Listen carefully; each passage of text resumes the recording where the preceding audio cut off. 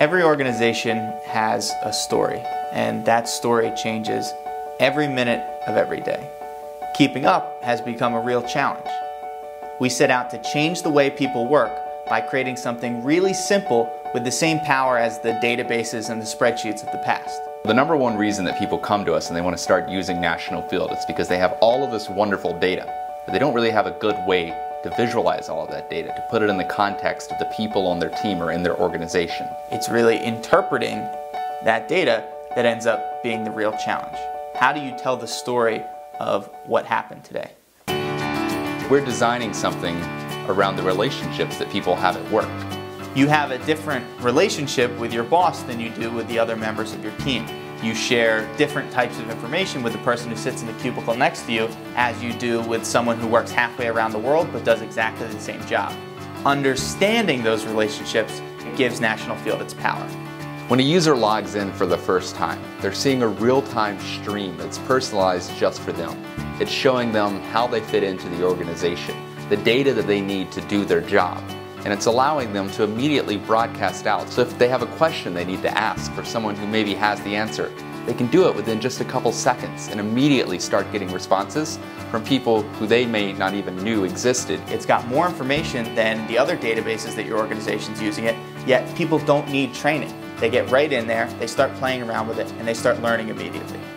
Every single day, I hear stories about people within organizations who didn't know each other before, who are now communicating through NationalField. We're now sharing best practices through NationalField and ultimately learning from each other. What started as a technology that worked really great within one of the most innovative and most explosive presidential campaigns in American history is now just finding applications all over the map. It's incredible to see how the social hierarchy has allowed us to in many ways solve the too much data problem that so many organizations across industries have been facing. Anytime there's a new idea out there, there are always going to be people who want to beat it down, who want to say why it's never going to work. But instead, what we've seen with the social hierarchy is that it's opened up far more data than anybody could have ever imagined. It's connected people across organizations who never before would have even known each other existed, and it's unlocked amazing amounts of data for people at the fringes of the organization who never would have had access to that data before. One of the amazing things is that we've had to push the boundaries of what technology can do, and we've done that in many ways with the social hierarchy. It's remarkable how much smarter we've been able to make documents and spreadsheets and charts and graphs based on who you are and where you are in the organization. We had the incredible opportunity to first build NationalField within the most groundbreaking presidential campaign in modern history.